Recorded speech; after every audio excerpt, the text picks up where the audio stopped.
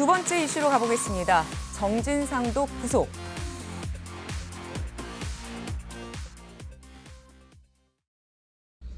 군사정권보다 더한 검찰 정권의 수사는 살아있는 권력에도 향해야 할 것입니다.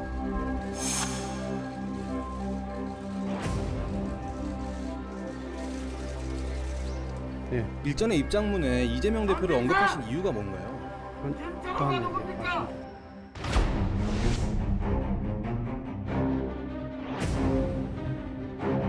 녹취록이 하나 발견된 거 보면은 김만배, 정진상, 김용, 유동규가 모여서 도원결의 의형제를 맺습니다. 결국 이 네 사람과 우리 이재명 시장이 모든 것을 설계하고 승인하고 기획한 그리고 도장을 찍은 우리 이재명 후보가 몸통이라는 것이 이게 명백하게 나오지 않습니까?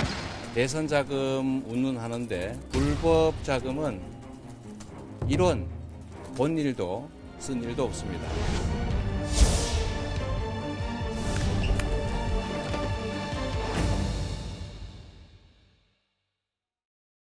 네, 두 번째 주제로 넘어왔습니다. 스튜디오에는 현재 박상규 해설위원, 그리고 최진봉 교수님, 정혁진 변호사님, 그리고 문희철 논설위원 나오셨습니다. 안녕하십니까? 네, 앞서 기자 전화 연결해서 보신 것처럼 이재명 더불어민주당 대표 최측근인 정진상 실장이 오늘 새벽 구속됐습니다. 김용 부원장에 이어서 정진상 실장까지 구속되면서 이재명 대표를 겨냥한 검찰 수사에 속도가 붙을 것이다. 이런 전망들이 속속 나오고 있습니다. 정진상 실장 영장 심사 후 이렇게 말했습니다. 혐의 소명 어떻게 하셨어요? 성실히 맺고요.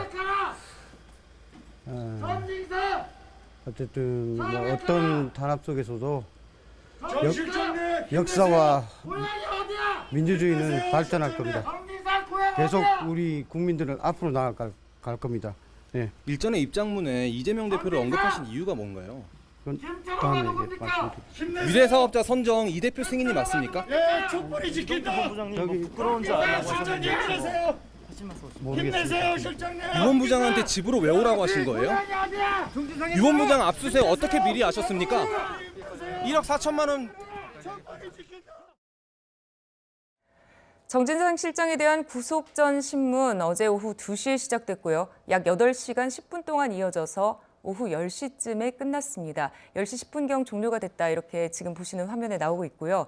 법원 판단은 4시간 반 만에 나왔는데 의외로 신속한 결정이었습니다. 정혁진 변호사님, 신속한 결정이었다는 것은 혐의가 어느 정도 소명됐다는 것인가요? 그렇게 뭐 신속한 건 아니고요. 네. 왜냐하면 일반 사건 같은 경우에 영장 실질 심사 한 30분 한 경우가 많고 네, 일반적으로요. 1시간도 안 하고 그러고요. 네.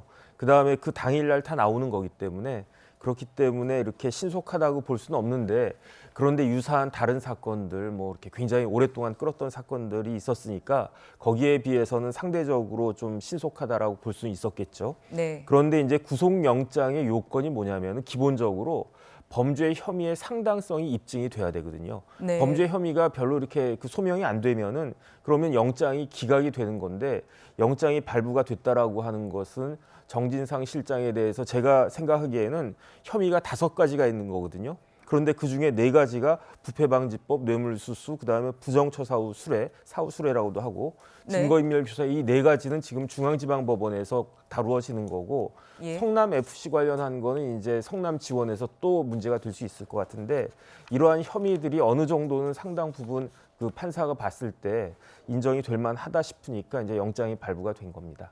네, 법원은 증거인멸과 도주 우려가 있다면서 구속영장을 발부를 했습니다. 최진봉 교수님, 이 정진상 실장이 도주하거나 뭐 증거인멸을 할 것이다라고 예측한 이유가 있을까요? 그러니까 저는 개인적으로 좀 이해는 안 돼요. 증거인멸이나, 왜냐하면 증거는 이미 다 거의 다 저는 다 모아졌다고 생각을 하거든요. 왜냐하면 네. 압수수색이 다 이루어졌고 본인의 휴대전화까지 다 가져갔고, 이런 상황에 증거인멸의 이유가 있을지 모르겠고요.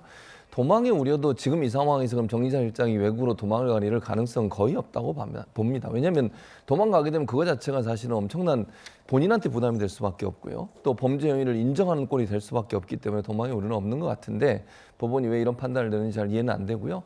그리고 나서 이번에 이제 그 구속영장 발부하면서 범죄 소명에 대해서는 얘기를 안 했어요. 이 2가지만 지금 얘기를 했거든요.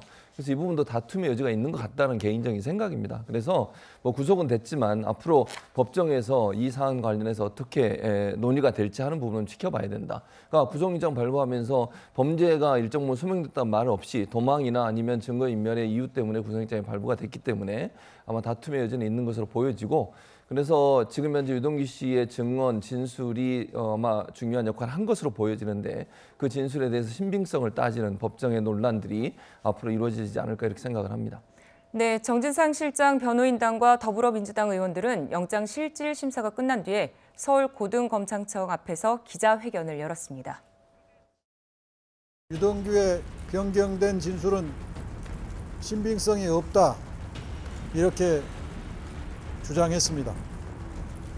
11월 15일 검찰 조사 때 정진상 실장은 유동규와 대질 조사를 신청했고, 변호인은 85쪽 분량의 변호인 의견서를 제출했습니다.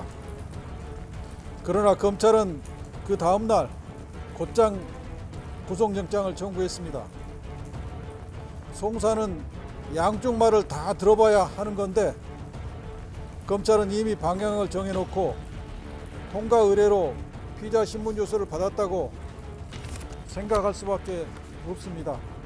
예, 수사가 단 한 사람의 어떤 이야기 때문에 진행될 거라고 생각은 하지 않습니다. 정진상 실장 집에 갔을 때 뭐 얼마나 계셨고 올라가서 한 1분 정도 있다 나왔습니다. 고맙다 뭐 이런 어떤 구체적인 말도 없었습니까? 그건 나중에 검찰에서 말씀드리겠습니다. 네, 정 실장 측은 유동규 전 본부장의 진술에 신빙성이 없다, 그리고 검찰이 방향을 정해두고 수사를 하고 있다면서 이렇게 두 가지를 비판을 했는데요. 문희철 평론가님, 네. 검찰이 방향을 정해두고 수사하고 있는 모습으로 보시는지요? 피의자 입장에서 또 피의자를 변호하는 변호사 입장에서는 당연히 그렇게 이야기를 할 수밖에 없겠죠. 자기 보호 차원이고 방어를 해야 되니까요. 근데 지금 이 건이 그냥 일반 일반적인 사건을 하는 게 아니잖아요. 네. 정말 민주당의 이재명 예. 대표의 핵심인 사람들에 대해서 수사를 하는 건데, 그냥 간만 가지고 또는 어떤 한 사람의 진술만 가지고 이렇게 대한민국을 떠들썩하게 만들지는 않을 거예요. 그래서 변호사 입장에서는 당연히 방어권 차원에서 저렇게 이야기를 하지만, 검찰에서는 또 나름대로 증거를 가지고 여러 가지 사항들을 가지고 팩트를 가지고 준비를 하고 저렇게 구속영장을 청구했을 것입니다. 만약 그렇지 않다면 그 역풍을 어떻게 당해내겠어요?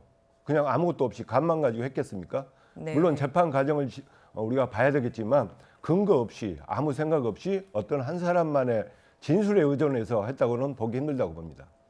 네. 정진상 실장은 법원에 출석하기에 앞서서 증자살인 3인 성호라면서 검찰을 비판했습니다. 여기에 유동규 전 본부장 이렇게 맞받아쳤습니다.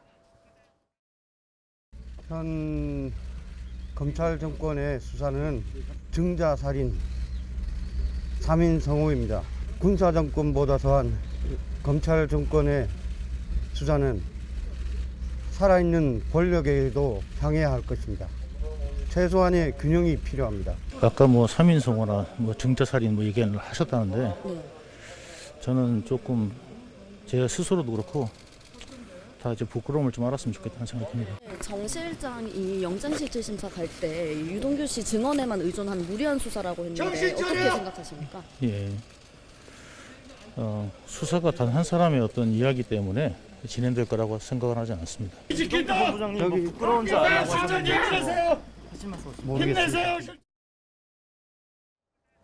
네, 박상규 의원님, 보면요. 유동규 전 본부장이 정진상 실장의 말에 한마디도 치지 않고 받아치는 모습입니다. 네, 이렇게 사자성어가 난무하는 그런 말대결을 본 것도 오랜만인데, 증자살인이란 말은요. 네. 증자가 동양의 5성 중에 한 사람이고 효심이 아주 극진하기로 유명했던 분인데, 증자의 어머니가 증자가 살인을 했다고 얘기하니까 3번을 이제 본인은 그럴 리가 없다, 우리 아들은 착한 사람이다라고 물리치다가 네. 3번씩 와서 얘기하니까 그제서야 증자 어머니도 이게 무슨 근거가 있는 거 아닌가 이렇게 하고 네. 담을 넘어 도망을 쳤다, 이런 데서 유래한 고사성어고, 3인성어는 뭐 여러 번 나왔지 않습니까? 3사람이 작당을 하면 호랑이도 만들어낸다, 이런 말이고, 여기에 대해서 유동규 씨가 받아친 저 말은 맹자의 사단에 나온 말입니다. 인간의 도리를 아는 사람이 네 가지의 마음을 가져야 되는데 그중에 하나가 수호지심,